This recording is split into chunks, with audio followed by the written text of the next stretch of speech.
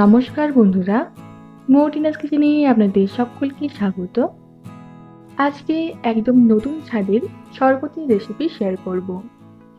সাবুদানা ও বিভিন্ন ধরনের ফল দিয়ে তৈরি এই শরবত খেতে অসাধারণ হয়। একাদশী, উপবাস কিংবা গরমের সময় খুব সহজেই সাবুদানার শরবত কিভাবে বানিয়ে নেবেন সেটা দেখে নিন। এখানে 3 কাপ দুধ গরম হতে বসিয়েছি। দুধটা খুব ভালোভাবে গরম হয়ে যাওয়ার পর ফ্লেমটাকে মিডিয়ামে রেখে 3-4 মিনিট কন্টিনিউয়াসলি নাড়াচাড়া করে একটু জাল দিয়ে নেব।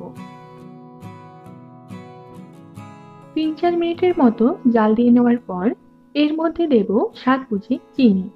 এখানে 1/4 কাপের চিনি, একটু বেশি চিনি ব্যবহার করেছি। তবে কিরকম মিষ্টি খেতে চান সেই বুঝে কম বেশি চিনিটা ব্যবহার করে নিতে পারেন। চাইলে চিনির পরিবর্তে গুড় দিয়েও এই শরবত তৈরি করা যেতে পারে। চিনিটাকে ভালোভাবে গলিয়ে আবারও কিছুক্ষণ জাল দিয়ে নেব দুধটাকে ঘন করে নেওয়ার জন্য। দুধ ঘন করে যদি এই শরবত তৈরি করা হয় তাহলে স্বাদটা ভালো আসে। তবে দুধের পরিমাণ যদি কম থাকে তাহলে বেশি ঘন করার প্রয়োজন নেই। আবারও 5 মিনিটের মতো জাল দিয়ে নেওয়ার পর দুধটা একটু ঘন হয়েছে। এবার গ্যাসের ফ্লেমটাকে একদম লোতে করে নেব। আর বাটির মধ্যে নিয়েছি 1 চামচ কাস্টার্ড পাউডার। কড়াই থেকে একটু দুধ বাটির মধ্যে নিয়ে নেব। এবার কাস্টার্ড পাউডারের একটা স্মুথ মিশ্রণ তৈরি করে নিয়েছি। এইটাকে পুরো দুধের মধ্যে নিয়ে ভালোভাবে মিশিয়ে নেব। কাস্টার্ড পাউডার না থাকলে গুঁড়ো দুধ ব্যবহার করতে পারেন স্বাদ ভালো আনার জন্য। ফ্লেমটাকে লোতে রেখে সবটাকে ভালোভাবে মিশিয়ে নেব। দুধের সাথে কাস্টার্ড পাউডারের মিশ্রণটাকে প্রায় 2 মিনিটের মতো ভালোভাবে মিশিয়ে ফুটিয়ে নিয়েছি। কাস্টার্ড পাউডার ব্যবহার করার কারণে খুব তাড়াতাড়ি দুধটা ঘন হয়ে যাবে, তাই আর বেশি জাল দেওয়া চলবে না। এবার গ্যাসের ফ্লেমটাকে অফ করে দেব। গ্যাসের ফ্লেম অফ করার পর এর মধ্যে দিলাম প্রায় 2 চামচের মতো আলমন্ড আর কাজু বাদামের গুঁড়ো। এটা দেওয়া যদিও অপশনাল, তবে দুধের মধ্যে যদি এইরকম ভাবে দেওয়া হয় তাহলে শরবতের টেস্ট ভালো আসে। সবটাকে ভালোভাবে মিশিয়ে ঠান্ডা করে নেব। দুধের মিশ্রণটাকে পুরোপুরি ঠান্ডা করে একটা বোলের মধ্যে নিয়েছি।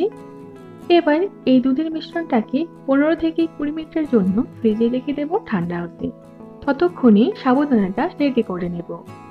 তার জন্য কড়াইয়ে প্রায় 4 কাপের মতো জল ভালোভাবে গরম করে নেওয়ার পর এর মধ্যে 1/2 কাপের মতো সাবুদানা দিয়ে দিলাম। সবটাকে মিশিয়ে ফ্লেমটাকে মিডিয়ামে রাখবো আর সাবুদানাগুলোকে ভালোভাবে সেদ্ধ করে নেব। এখানে বড় দানার সাবু দিয়ে সাবুদানার শরবত তৈরি করছি, তবে চাইলে ছোট দানার সাবু দিয়েও এই শরবত তৈরি করা যেতে পারে। প্রায় 15 মিনিটের মতো সেদ্ধ করে নেওয়ার পর দেখতেই পাবেন সাবুদানাগুলো ট্রান্সপারেন্ট হতে শুরু করেছে। এই পর্যায়ে বুঝবেন যে সাবুদানা ঠিকঠাক মতো সেদ্ধ হয়ে গেছে। এবার গ্যাসের ফ্লেম অফ করে সাবুদানাটাকে ছেঁকে নেব। হাতে কম সময় থাকলে সাবুদানাটাকে আগে থেকে ভিজিয়ে রাখবেন, তাহলে সেদ্ধ হতে আরো কম সময় লাগবে।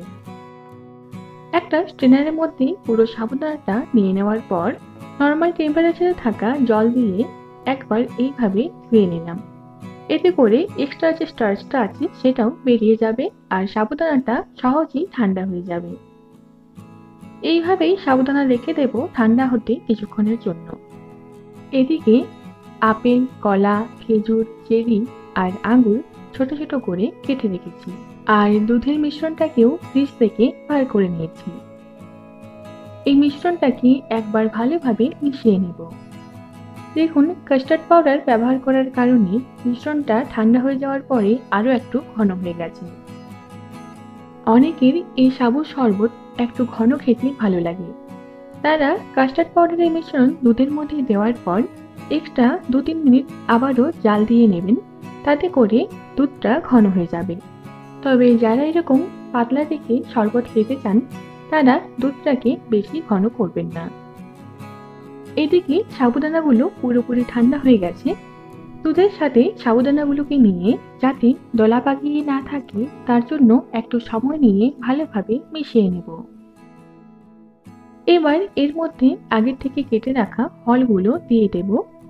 আর ফলটা খুব বেশি পরিমাণে এখানে ব্যবহার করিনি, কম কম করে ব্যবহার করেছি। নিজের পছন্দ মতো যে কোনো ফল এখানে ব্যবহার করতে পারেন, তবে টক জাতীয় ফলটা খুব বেশি পরিমাণে ব্যবহার না করার চেষ্টা করবেন। সবটাকে ভালোভাবে মিশিয়ে নিলাম। ঠান্ডা ঠান্ডা সাবুদানার শরবত সার্ভ করার জন্য একদম তৈরি। চাইলে গ্লাসের মধ্যে কিছু আইস কিউব দিয়ে শরবত সার্ভ করতে পারেন। ওপরে কিছু ফল কুচি আর ড্রাই ফ্রুটস কুচি দিয়ে সাজিয়ে নেব। ছোট থেকে বড় সকলেরই খুব পছন্দের হবে এই সাবুদানার শরবত। সামনেই শিবরাত্রি, আর শিবরাত্রি উপলক্ষে অবশ্যই এই সাবুদানার শরবত বাড়িতে তৈরি করবেন। আজকের রেসিপি আপনাদের ভালো লেগে থাকলে ভিডিওটিতে লাইক, কমেন্ট, শেয়ার করবেন। আমাদের চ্যানেলটিকে অবশ্যই সাবস্ক্রাইব করে রাখুন।